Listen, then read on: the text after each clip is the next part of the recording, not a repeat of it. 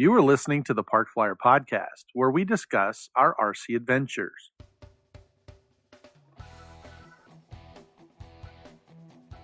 Welcome to the Park Flyer Podcast, where we discuss the ups and downs of the new RC Flyer. Join your hosts, Michael and Jay, as they take flight at the park. Now on with the show. Hey everybody, welcome to the Park Flyer Podcast. I'm Michael from Arizona, and with me always are my good friends. Jay from the hills of Texas. And AK Mike in Texas. And we are excited. Good news today. See, if you watched our video last time, you'd see that I had a little bit of a O2 on, and I'm off of that for the daytime use, still recovering from that. But I'm feeling much better today, sound much better. I'm happy to be out. The doctor has kind of started wanting me to resume my daily physical activities and giving me kind of the, get spread out. So I'm very excited because by next week we have the Arizona Electric Festival, and True. I am definitely going to be there. Actually, yep, Yay. definitely going to be there. So, and we have some sponsors that are going to be there too. So why don't we give them a shout? Eric Haddad, I think, from 3D Aero Ventures. 3D Aero Ventures. He's going to be there, and I talked to him, and maybe we could do like a barbershop thing of that with that'd be him. kind of cool. Yeah. And then we'll just record it that way. That's pretty cool. We could do that. He did mention, though, that if you're interested in getting some of the 3D downloadable 3D prints for his airplanes, don't forget when you check out to type in the word Park Flyer, and then you'll get our discount. So go out and see him. If you're going to be at the Arizona Electric Festival, he's going to have a booth with the 3D printing, and I think he's actually giving away, I don't know if I should tell that, but I think he's actually giving away one of his mini Park Flyers. So, all right. I'm sorry, I misunderstood. I thought he was giving that to me. He could have, yeah, Well, all right, maybe I'm being selfish. I'm sorry, I didn't understand. I misunderstood. Possibly. Yeah, possibly. But I don't know. He might, work a deal where you can get the file and then you can print your own. See, so it's more satisfying, I think. That's right. Yeah. And then also, the one I haven't figured out if he's going to be there, A Power Batteries. You can use our code PFPC10. Just go to rcbatteriesusa.com and type in the PFPC10. And you can get your A Power batteries, which are fabulous. We'll have some out there at the Electric Festival. I know Mike has some. And, I do. Yep. And hopefully he'll be out there. We could buy some more from him. So, hey, Mike, so did Eric say that, what planes he was going to bring out? He did not. He's going to be doing some demos, hopefully? He said, not giving too much away, but he said, I have been working with Shannon. Good. Directly. Okay, great. So I know he and Shannon have been talking. I know he's got a vendor booth out here. He's really excited about, coming out and seeing us. We're definitely going to have him on the show while he's there. But I have a suspicion, just having talked to Shannon before and kind of seeing how he runs things, that if there is an opportunity for Eric to go out and fly a 3D built airplane, it will happen. So. I know. Well, and I think that Eric probably was smart. I mean, he knows us well enough now. If he tells us secrets, he'd have to shoot us all to not be able to get the secrets to come out. Exactly. Yeah. Very fair.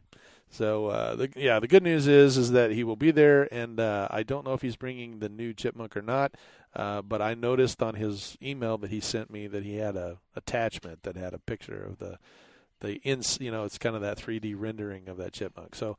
That was pretty cool. I think he's got a couple maybe surprises. I don't know. He's always stirring that pot, so you never know what he's going to bring out. So True. Right. So I will settle for, if he's not going to give me the prize that I thought about, to settle for just flying one of his planes. Well, there you go. You might be able to do that. We'll see.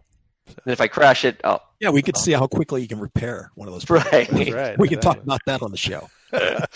Well, I will tell you that he was asking me about logistics, for where he was going to be in the vendor booth versus where we are versus where we stay and that kind of thing. And he did mention I have a trailer with planes. That was plural.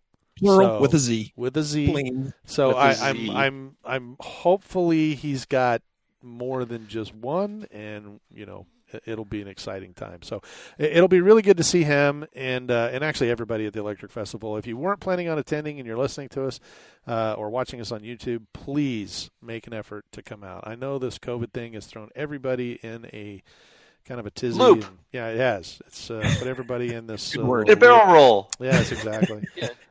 But, I'm going to make an effort, and I know Shannon's done a bang-up job. We're still looking at, a good raffle. We're still looking at, a bunch of flyers that are signed up, good vendors coming out. I think Horizon Hobby's going to be there again. Eric will be out there with 3D Air Ventures. I think House of Balsa might be out there.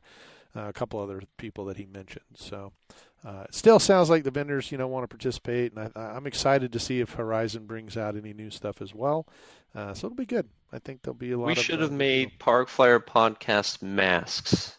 We should have done an that. N95 mask, and then the drape mask, and a couple of a shield thing. Yeah, well, I do have an announcement. Maybe stickers.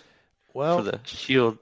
We got new T-shirts. What? Yeah, so we will have T-shirts out there this year, and I ordered a few more. So hopefully, we'll have new ones. They're going to be blue and orange this year, not blue, not yellow. So you won't get attacked. Oh yeah, Ooh, thank you. That yellow was really cool the first year, but Mike did not have a good time. So. Oh, no, it's fine. In fact, I didn't know about it until everybody goes, dude, look at it. And I looked around, I was like, oh, all these bugs are flying around. But while I was flying, none of them flew in front of me. Be specific, because that was not in Arizona. No, that was not in Arizona. No, it was. Did I say Arizona? I'm sorry. I meant to say. But people who are listening to us don't realize we're talking about the Arizona show. South Carolina or North Carolina, yeah. North Carolina is where that North Carolina, that's right. Yeah, that was crazy. And I was flying I think I was flying my fundraiser, too, at the time. You were. So it wasn't like you were flying a little slow fly. People were like, is he going to crash that? Because those bugs are all over the place. And I turned around, I was like, what are you guys talking about? Oh there's all these bugs. They weren't hurting you, though. They just liked the color weren't. yellow. They were just flying around. Yeah, they were just flying around. Yeah, we opted against it. The guy that does the shirts for me, I have to give a shout-out to Robert Kramer. He owns a company called Master Designs, and he did the artwork for our T-shirts. And you can find him at masterdesigns.com.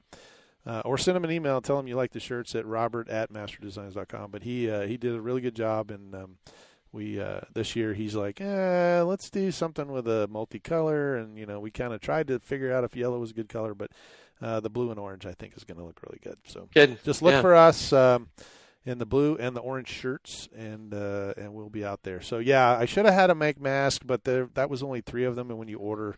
You kind of got to do a bigger order. Yeah, you have to do bulk. So this is a better way to do it, and then we'll throw 1 or 2 in for the giveaway as well. So hey, so AZ Mike, I think, or AK Mike, I think we're gonna have to start calling you Bambi from now on.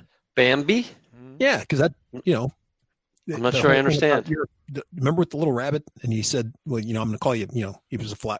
Bambi called him the flower because Oh, I get it now. You're making the connection with flower. Right. Yeah. Right. No, let's not. We can just call him Flower because all the bugs were all over, right? No, let's not. Or the Bug Man. We'll call him the Bug Man. The bug. No, let's not. I'm not really I'm going to stick with AK Mike. I think. Stick with AK? Okay, that's cool. So. You can call me Humorous Wires for this podcast. But... Humorous Wires. Humorous Wires. What is that? Yeah, you got to tell us. I have no idea. It just showed up. Oh, it's the one that just comes up when you. And I thought, you know what? I like that. Oh, all right. Okay, so if you had a story behind it. Yeah, so if you're listening, head over to YouTube. We actually have a YouTube channel, and we actually videotape these now, and you can see the 3 of us. And then we use a company called Squadcast, and it asks us when you go in the green room, which is the place to get your stuff set up before you jump into the meeting or into the podcast, it asks you for a name. And so whoever's hosting usually gets the parkflyerpodcast@gmail.com. That's Jay hosting tonight. And then, so for Mike and I, we get to go in there and put whatever name we want. Well, it always suggests a name for you. And some of them are very humorous. I mean, I found some are a little on the risque side. I'm like, I don't know if I want, that's not really family friendly, but, it's not really bad. They don't have any bad words or anything, but some of them. Is this like an R-rated ad lib or something? Yeah, it's not really even R-rated. It's just one of those things that's kind of suggestive. You're kind of like, hey, wait a minute. But most of them are very humorous.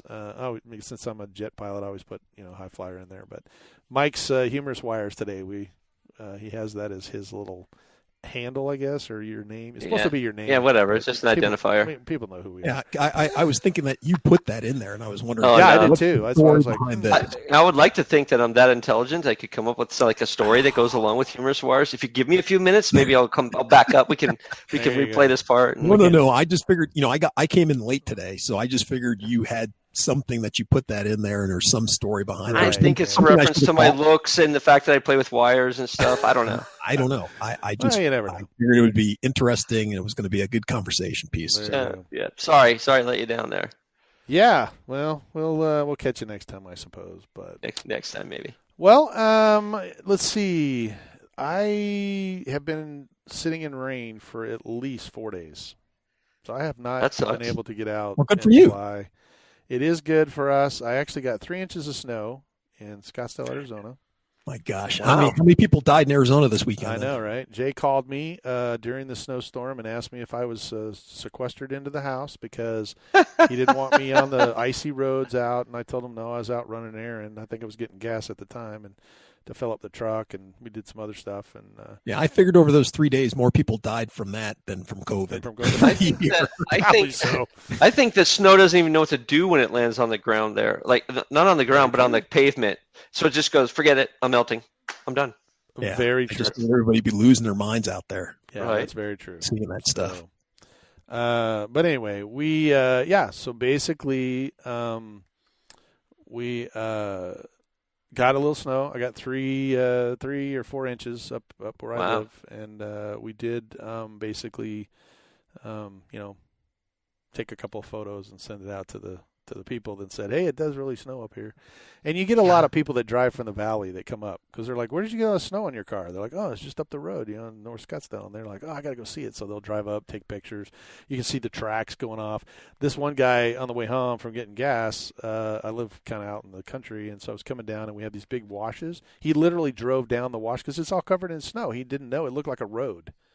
And he drove down it. And I told my wife, I was like, oh, my gosh, so we're going to have to go get the truck and pull that guy back out because – he's halfway up the wash. He doesn't understand that that's really deep sand, just a sandy wash, and he'll get stuck. But somebody must have helped him or told him don't go too far, in there. Or the snow was hard enough that, whatever. But, which I didn't tell you, I had to pull the Amazon guy out of a wash. Really? Yeah. What do you mean? Yep. So the Amazon truck, because they were delivering to the neighbor, right? And there's a wash that went across my property and into the neighbor's house, and there's a Y, so the wash crosses his driveway, and it was a female, and she made the turn, thinking that that's how you went to the house. That's how you got to your house. Yeah, that it was a big, not my house, my neighbor's house, that it was a big circle drive, and so she was cruising down through this thing and buried her truck all the way to the axles. That sucks. And anyway, I was kind of loading some stuff in my truck, and I look over, and there's this guy, and he's running back and forth. And normally you see the Amazon guy come in, drop your package, and boom, he's gone. But this guy kept coming in. He had like a little shovel, not like a shovel like you would think a shovel, but like something that you see in the bucket with your kid at the beach. Right. It's like this little plastic thing. And then he's grabbing wood, and then he's grabbing rocks, and I'm thinking, what in the world is this guy doing? I mean, I've never seen building a shelter. Yeah, exactly. And so I walked out, and I looked at him, and I said, "Are you stuck?" And he goes, "Yes." And I look at his truck, and I'm like, "How can you be stuck? You're sitting on the driveway." He goes, "Oh, not me, her." And I stepped around the truck and looked down, and she is literally probably 50 yards into this wash. Now, this wash is double the size of her van, right? I mean, it's wide, and it's deep. And I just started laughing. I was like, oh, my gosh, what made you think that this was the road? She goes, well, that's what the GPS said. I started laughing. I was like, it's not a circle driveway. It's just a straight-in driveway. You just pull in, back right out.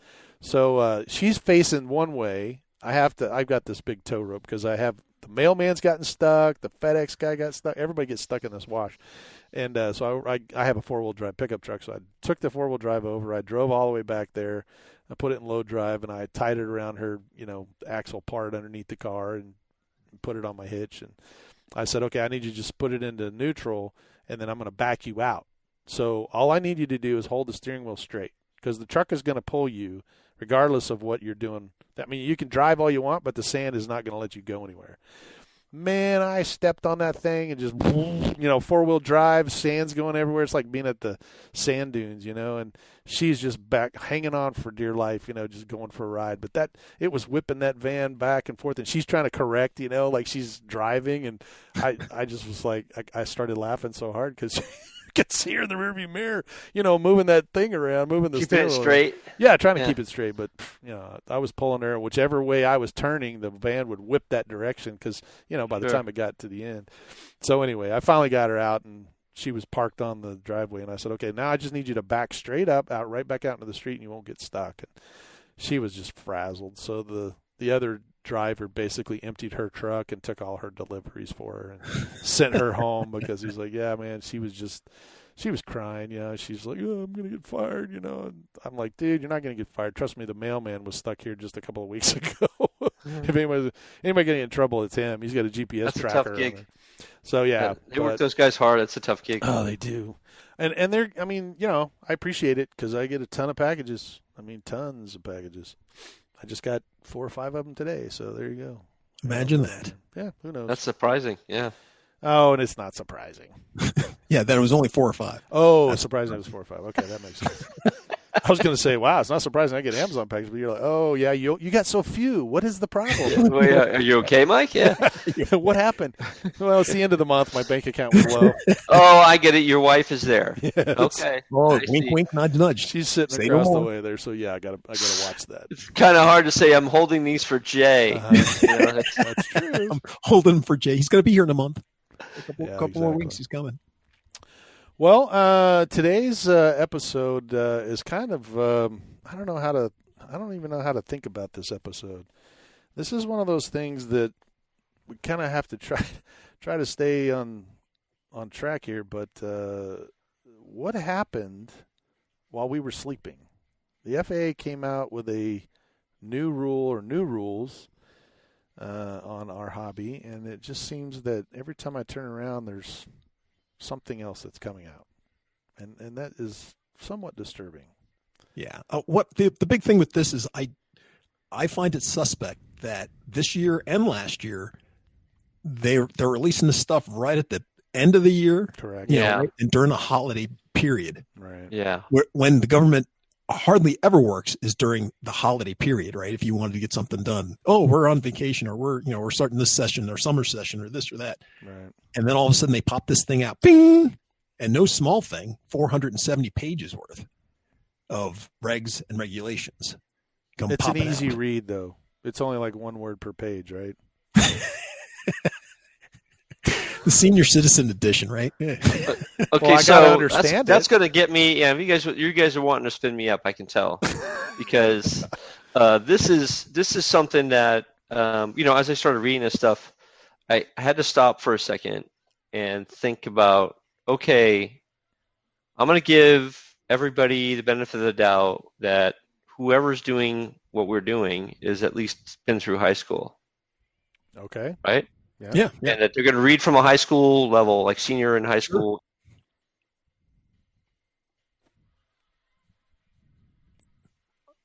And it's like you almost have to be a lawyer. So a lot of this are easier words. You don't use therefore and shall and may and the things that are critical in legal documents, but they still use wording that just makes you dizzy. Sure. And there's these are all true except for this, but this is true too except for that. Right. And there's so like you have to have a drawing board to draw out all the exceptions and the minor modifications. Now, Jay, you read through this too. I'm looking at. I want to talk specifically about the remote ID stuff, but what did you get out of the stuff that you read?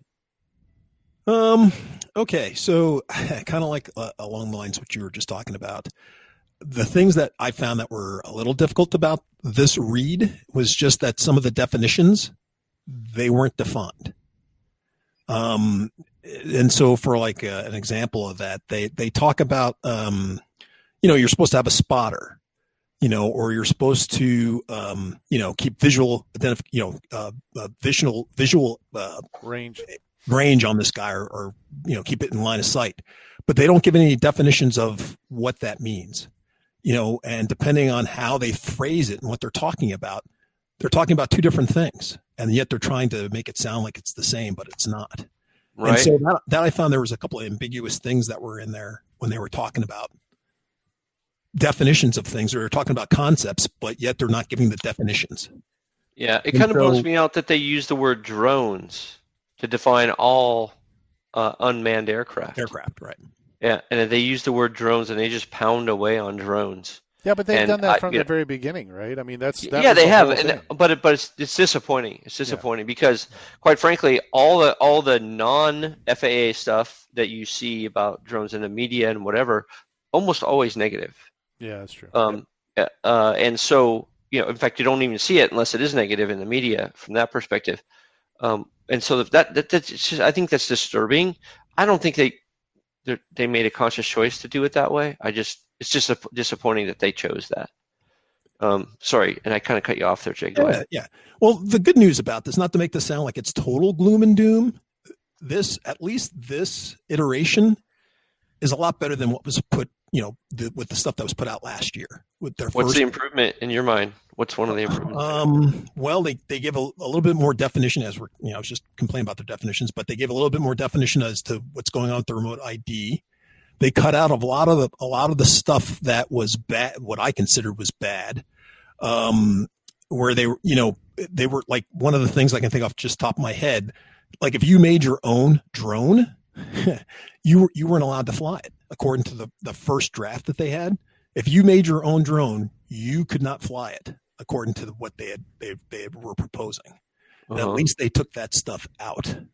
So what is the rule if you make your own drone? And we're talking about airplanes here too. Yeah, airplanes, drones. Well, you can do it. Now you can make your own planes. You can fly them. And depending on, the remote ID, they have whether you're going to fly it with a remote ID module, because it's not going to have the stuff built into it, right? So you can have a module, or you can fly in the FRIA areas. The FAA recommended sites. You can fly those things at those places. To that end, I read in the remote ID document itself, remote ID final rule, it's called. It actually accepted home-built planes from even having a module.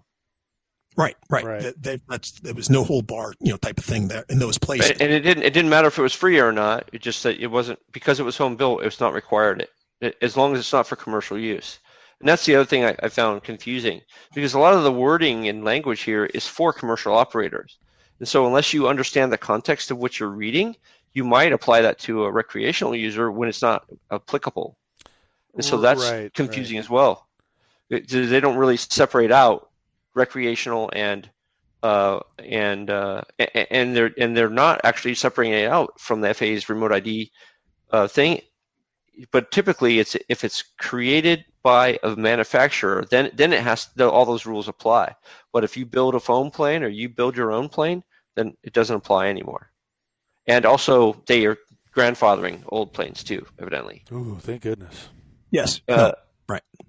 But that's today, right? I mean, I don't know if it's the final rule, if that's the way it is, but that's that's how I read it. Anyway, if someone disagrees, that's great to hear. But that's how I. Well, from what I read too, they have, 18 months for manufacturers, to basically comply with this, and basically for us to comply with what after the manufacturers do their stuff, it's going to be, what do I have written down here?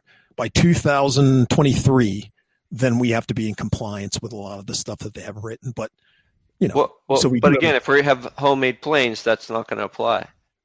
Yes, that's true. But I'm just saying that's assuming that the remote ID technology is up and running well enough for us to actually use it, though.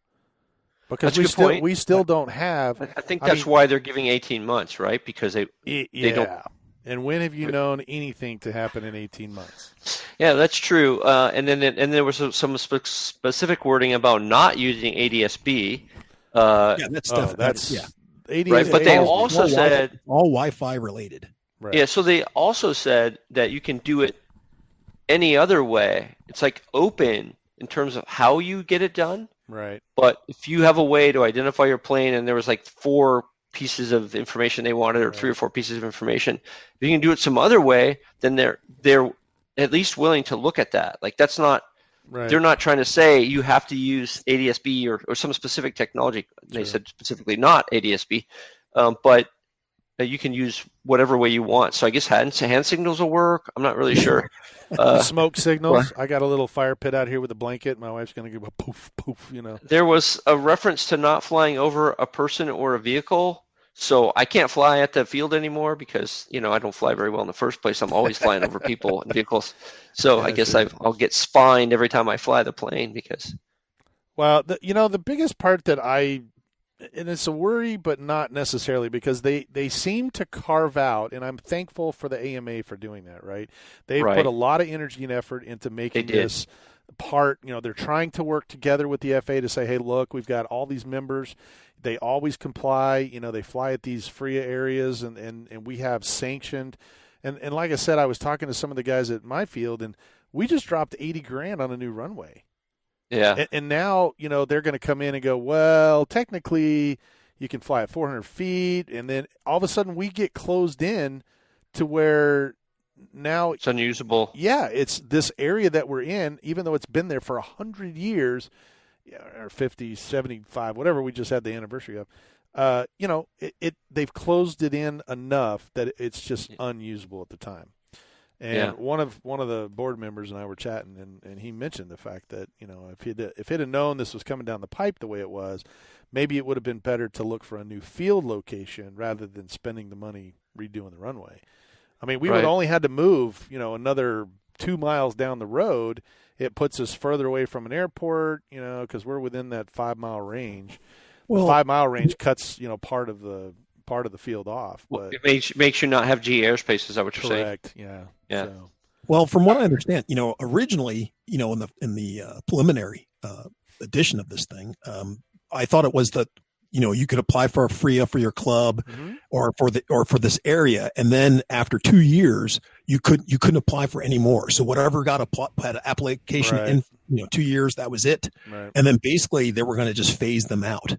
So that nobody have they removed it, Jay? Or are they they removed that stuff from this iteration that now you can apply. Schools can apply, trade schools, this, that. All these different places can apply for FRIAs. That's good. But they opened it up, and so let's say like where I fly, right? I could apply for a FRIA for that place, and then accordingly, let's say I'm going to have a fun fly out there.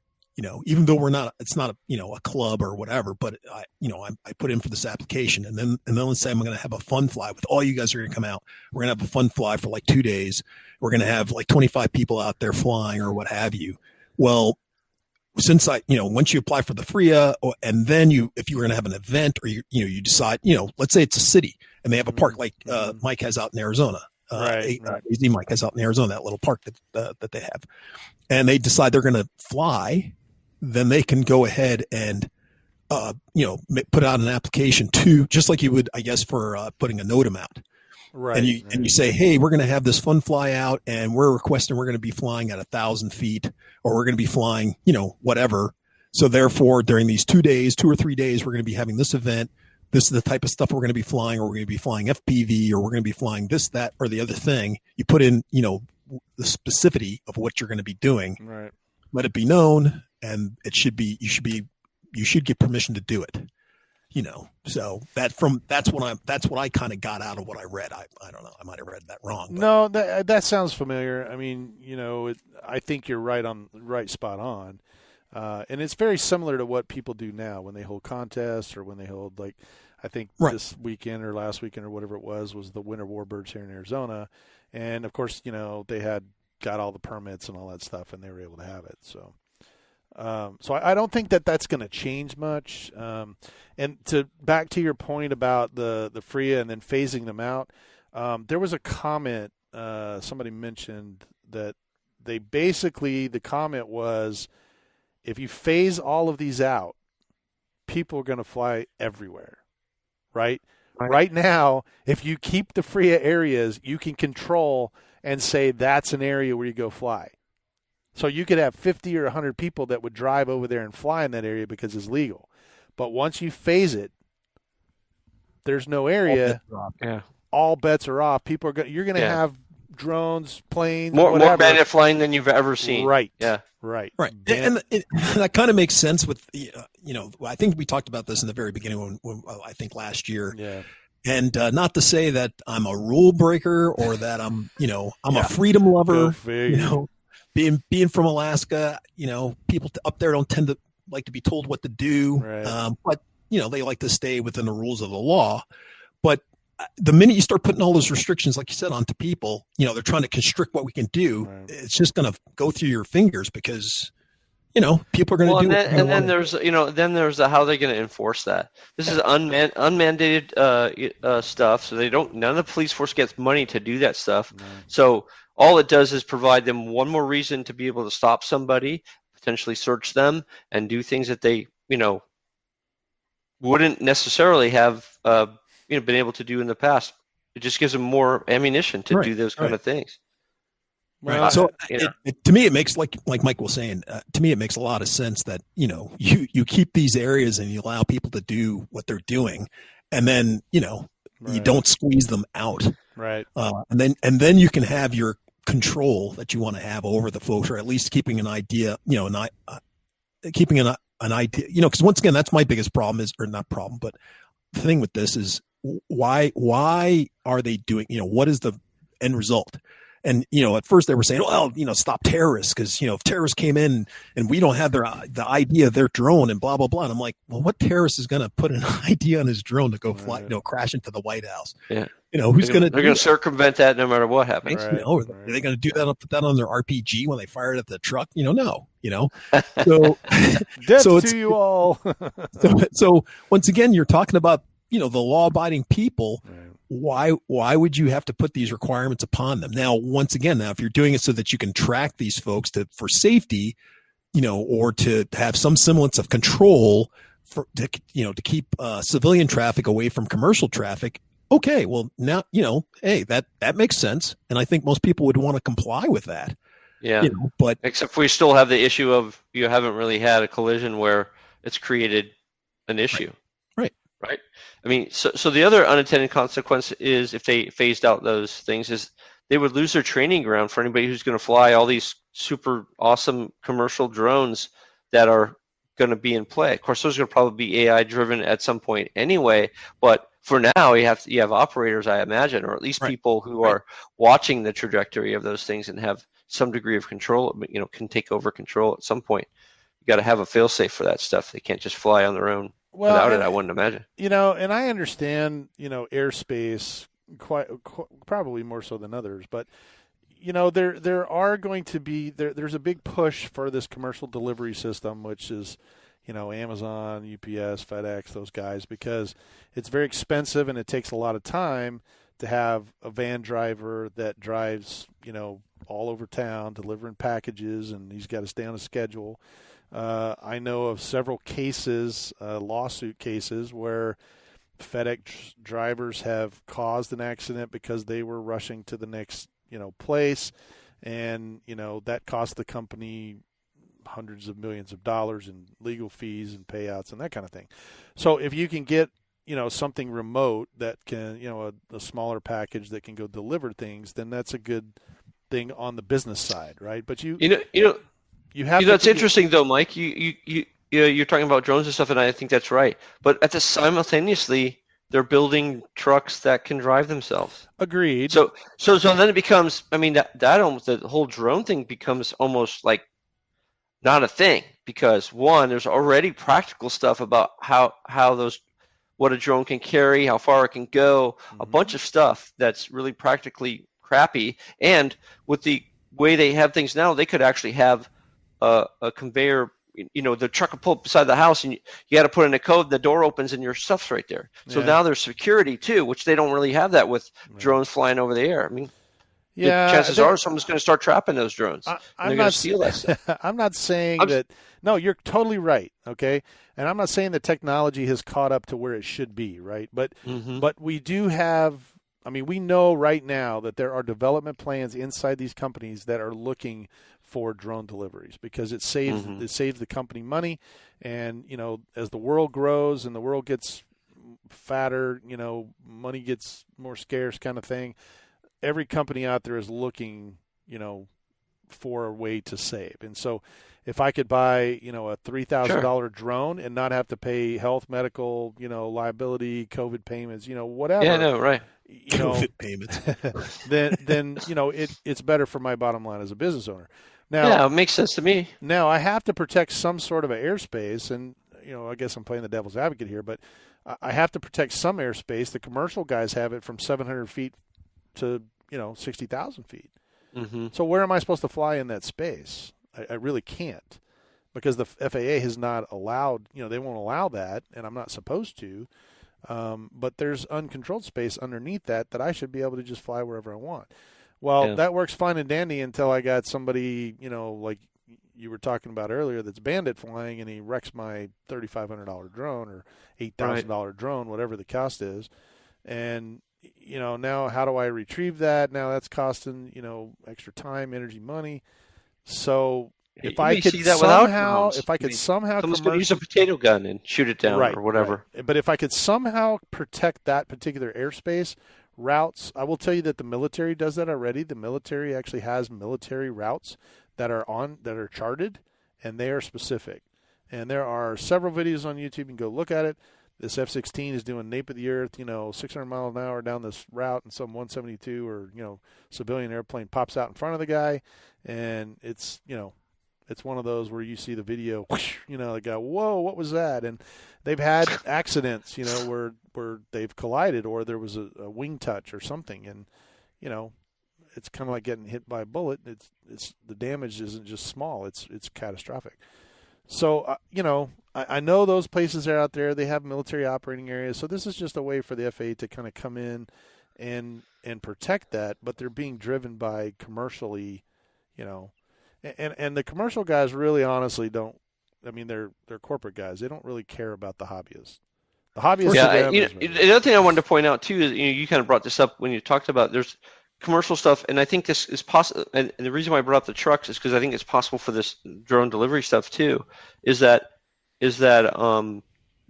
Google owned a company called Loon, and what that was internet delivery using balloons. I think that company was running for 5 or 6 years. It was up for a good long time. Right. And a company like Google doesn't just put money into something because it is on a whim. They really thought it was going to fly. Sure. But at the same time, they figured out, hey, it wasn't cost effective and whatever. And I imagine that might happen with drones and stuff. Now, I saw an article the other day about AI-driven electric vehicle passenger things. Mm-hmm. That's commercial drone space. That's true. If you ask me, right? Yeah. You get up to 700 feet and above or whatever, and that thing's flying along. But those things are significantly big enough, again, that a plane that's 10 pounds or whatever, it ain't going to do anything to it. And I totally get what you're saying, and I agree with everything. But think about it in a bigger picture, okay? How lucrative do you think a 1 pound package and a $500, or $5,000 drone are going to be on my bottom line, right? So let's just say, are there hundreds of these things going everywhere and these little bitty packages being delivered? Based on the battery technology, I'm only going to be able to go, 20 yards down the road or whatever. Right. I mean, I don't know. Maybe I could go 75 miles one way and drop it and then come back. Who knows? But, time-wise, all the safety involved and all that stuff. However, just like what you said, if I built a taxi cab that could hold 4 people in a drone size, which we know is happening right now, right? They're looking at, there's a couple of companies out there that are looking at transport. If I'm trying to get transport done, right, now there's a human factor involved in this whole scheme. What better way to get a jump on it than to do it with a 1 pound package? So if I can secure all of this space from the FAA and say, this is what I'm going to use it for. So it's a lost leader. Correct. Because now I actually own the airspace, and putting a human in that airspace in a big, huge drone, 4-place, quadcopter looking thing is not going to be a big leap from that is correct. Because now Yeah, what I I can agree do with is that. shut That makes down that sense. whole Yeah. package thing that's only just, barely costing me, anything and not really benefiting me as Maybe much. I'm paying money. Yeah. Correct. But now that I go through a taxi service, man, you'll see those guys. I mean, that if we're doing, Yeah, that's going to be. I think that's going to be the bigger thing than delivery. I think so. Honestly, I do too. And unfortunately, then now you actually have a human factor involved, where if you have this big drone that's carrying 4 people, you don't have to worry about people.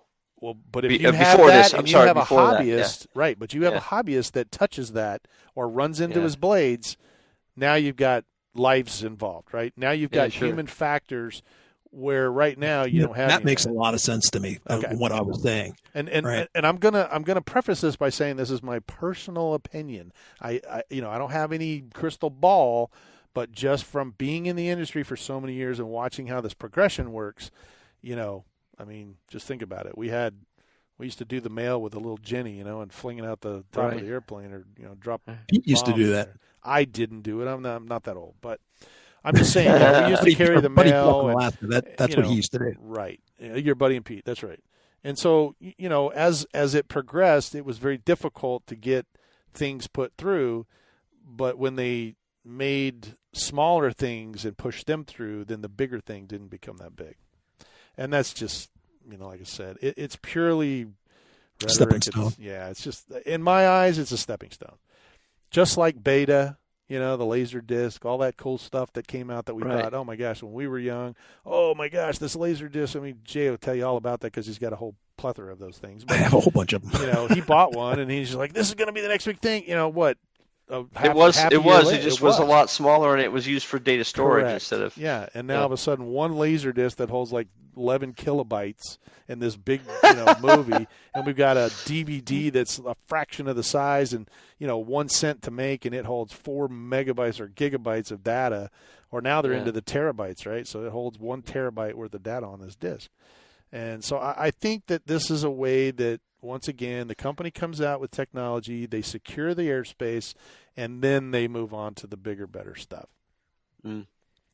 So. Yeah, well, I feel for the kids of today for what they're going to be involved in, and maybe it'll work out. Maybe it'll work out. So, AZ Mike, I got a question. So, one of the basic tenets of this whole thing is, of course, the remote ID, right? Correct. And it's all based upon Wi-Fi connectivity.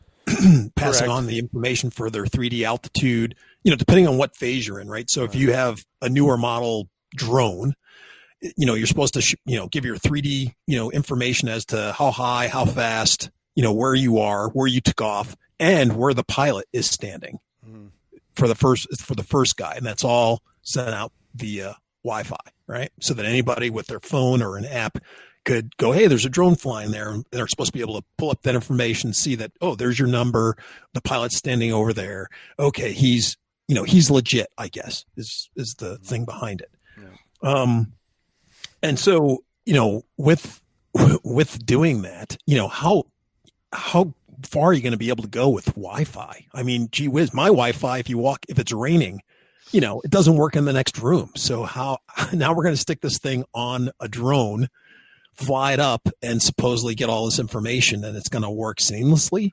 I don't know. Line of sight should be better. You're not going to be flying in the rain, so that's not an issue. Line of sight's better than in your house because you got all those walls and other things that the signal's bouncing off of. So it could actually be. I mean, you basically are in Wi-Fi frequency using your transmitter, Jay. So if it's reaching your plane with your transmitter, then this stuff is going to work too. Okay, I'm just, like I said, I just was good question though. I just was wondering just how good this is going to work. And I think ADSB isn't that like in a 900 megahertz range, Mike? ADSB? It is somewhere up there, yeah.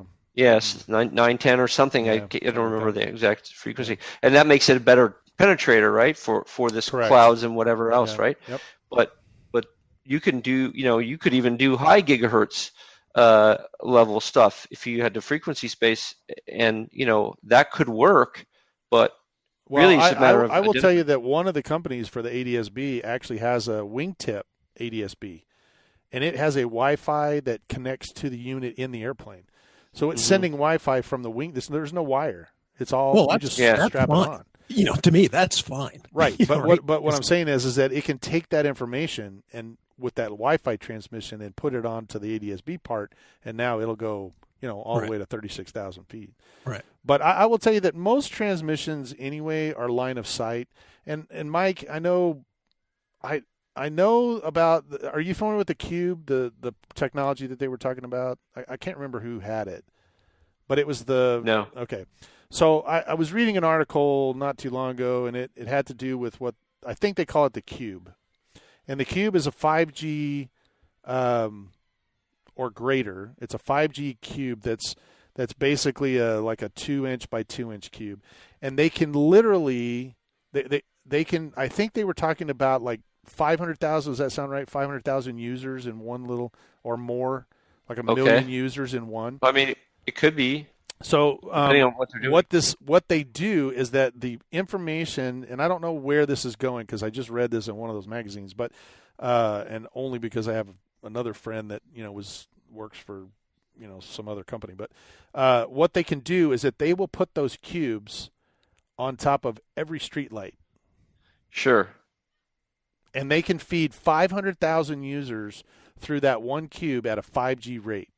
So if they can do that, if they can put that every street light, which you're only talking less than 200 yards, it's almost like a cell tower, right? Because your cell tower switches. I mean, Mike can tell you, when you drive, you get that little hiccup and it switches towers. Now, if you can take a GPS unit, which is micro, I mean, you guys fly it, and you can find a GPS unit that's the size of a postage stamp, and you can you can put the software in to triangulate 3 different cubes, or 4 or 5. You're using the same technology as the GPS satellite, which is looking at 7 satellites. If you can look at 7 cubes, you can triangulate that guy to the nearest foot from a user standpoint. Right. So but now that implies that cubes are going to be deployed everywhere, though. And the technology is there; it's coming, right? 5G is on its way, and from what I understood reading that article, the cube is not that far behind the 5G, and they were talking about it because of actually the technology rolled around because of the mall.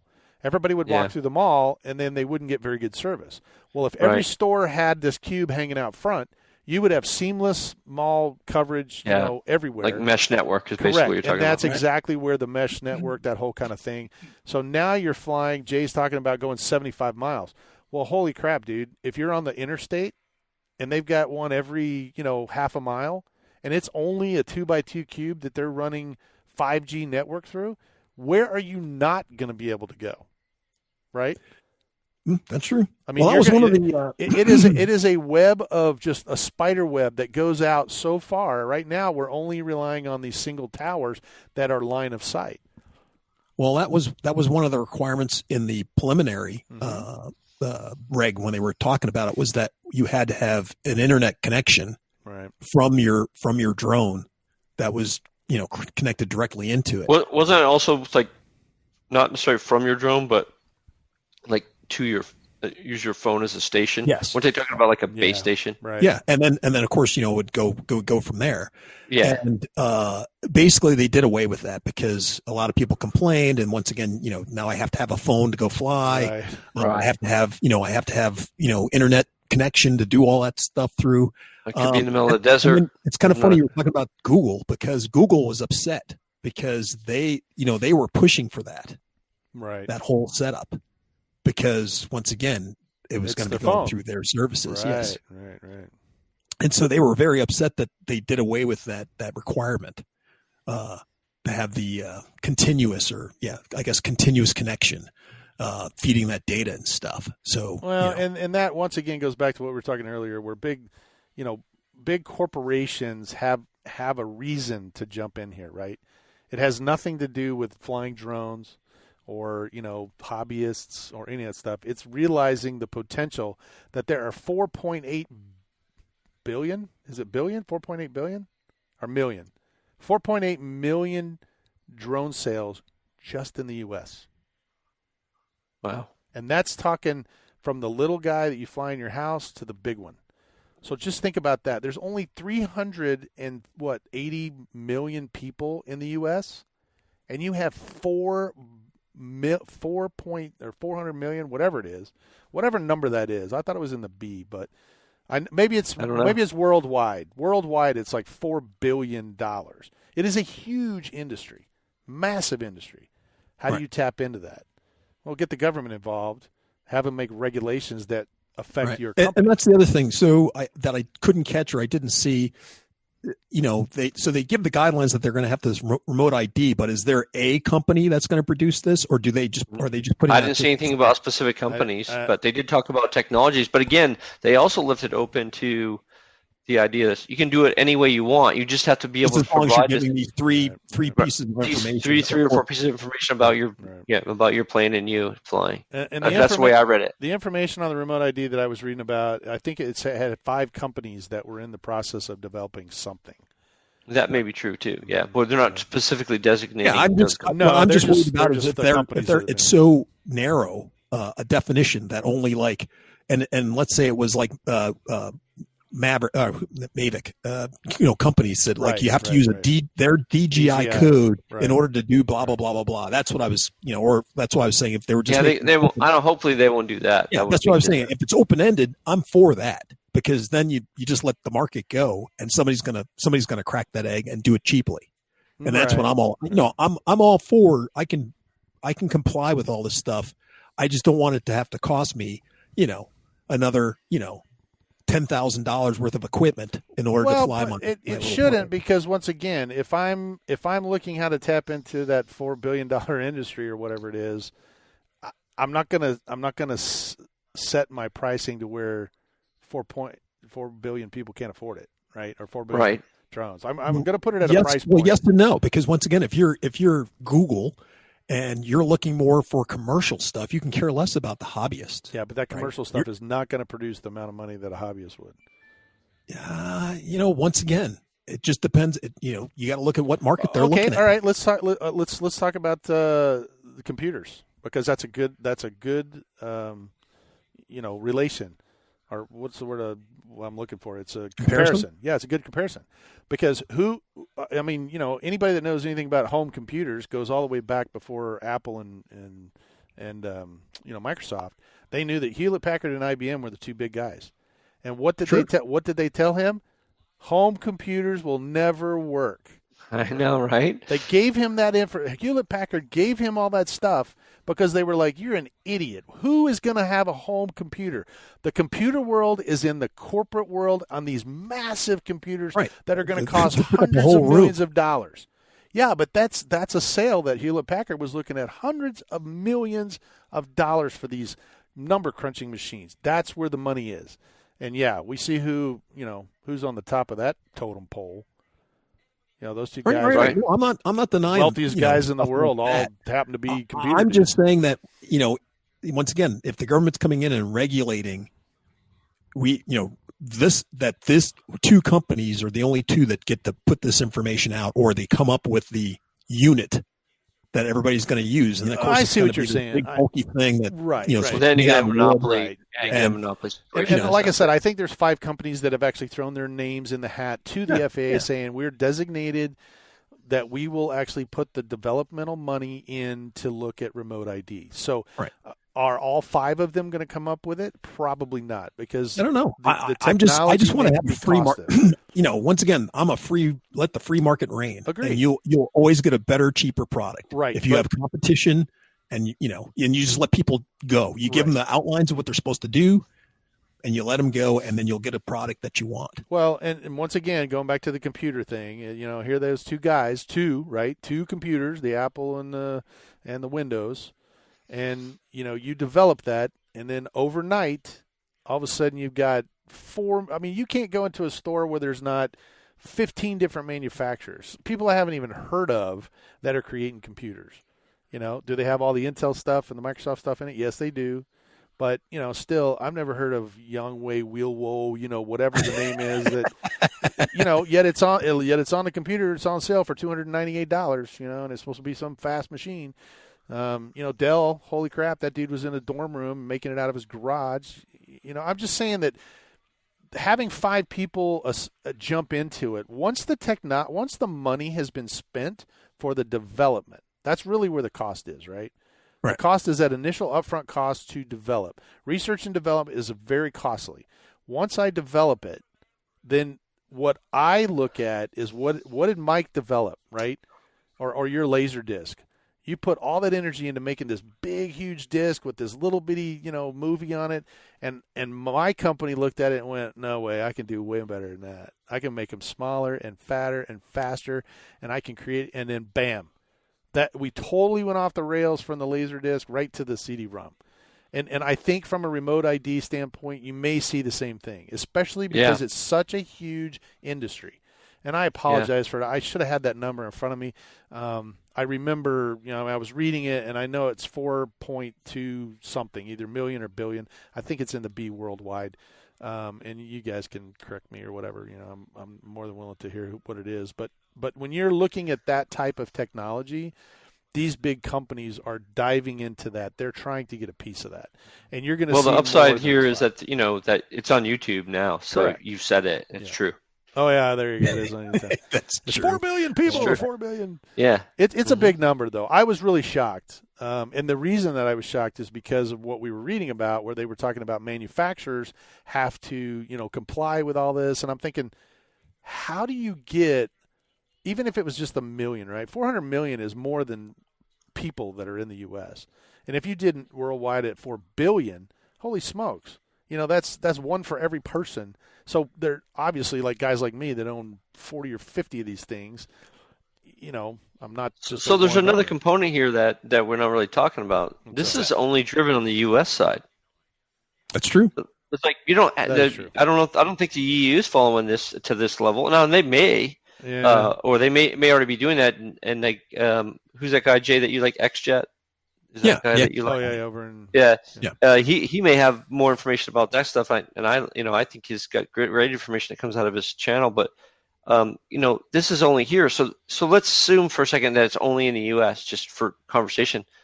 Now you have manufacturers that are outside the U.S. They can manufacture whatever the hell they want. The question is the U.S. going to stop all that the import of that stuff specifically and say no, you can't do it because it doesn't meet it? I don't know if that happens. I don't know if they can do that. I don't know. Well, I mean, they could. I guess they could. Well, I mean, I think it's possible, but would they? Right? Would they actually do that, or would they be able to police that, or how's that going to work? And again, we're back to implementation as an issue. Well, I know one thing. We'll find out in the next 3 years. Just how. There you go. I have a feeling that a lot of RC manufacturers are going to probably be not stymied, but the new products that are going to get released are going to kind of shrink for a while. Right. Now, one part of the market I think is going to boom, the sub 250 grams. I agree with that. I think there's going to be more planes, drones, whatever coming out that have super features, because that's going to be where the free market's going to be, right? Because there's no restrictions on those things. Right. And so they're going to be packing all sorts of features into these models that you've never would have been able to dream of. Well, the amazing part about that too is, technology is going to get right now the sub 250 you can hold in the palm of your hand. But I can tell you that I've seen some quadcopter style frames that are bigger than what you can hold in your hand, right? Yet they weigh. You mean like, nothing. they're less than 250. Yeah, they're way less than 250, or they're right at 250, and they are double or triple.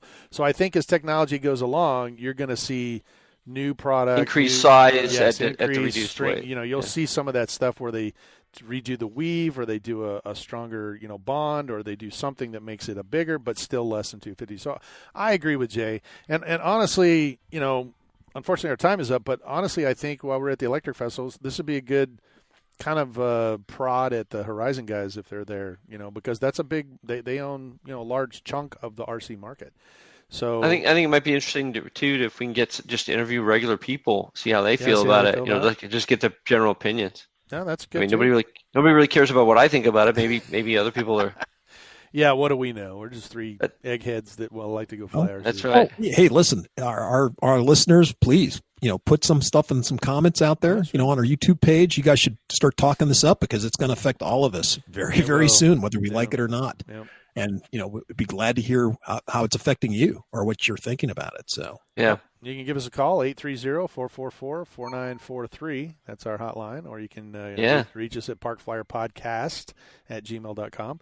or once again on our YouTube channel. You can just jump on there and give us a comment, leave us a comment, either way. And we have a Facebook page of Park Flyer Podcast listeners group. Yep. I think I just approved like 4 more people to come in, and I get these Yay. approvals, and they're like, hey, we want to join your group, and so I got 4 or 5 more of them just yesterday. So our group is growing, and we're reaching out. We are worldwide as far as our podcast goes. We've got listeners all over the world. So chime in, give us a ring, let us know. Reach out to our sponsors at rcbatteriesusa.com and pick up a power battery, or reach out to Eric over at 3D Aero Ventures and find yourself some plans. Guys, it is just, I'm excited to see you guys got your itineraries all figured out, and you're coming to Arizona, and I can't be more happy. Yeah, this is going to be great.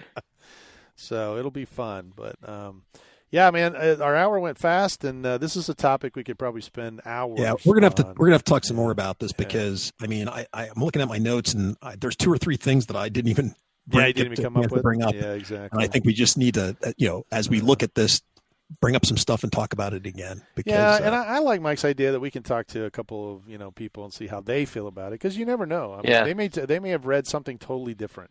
Right. The way I read the regulations. After looking at the document, I could believe that. Yeah. I mean, I don't make mistakes, so I don't completely understand what you're saying, but yeah.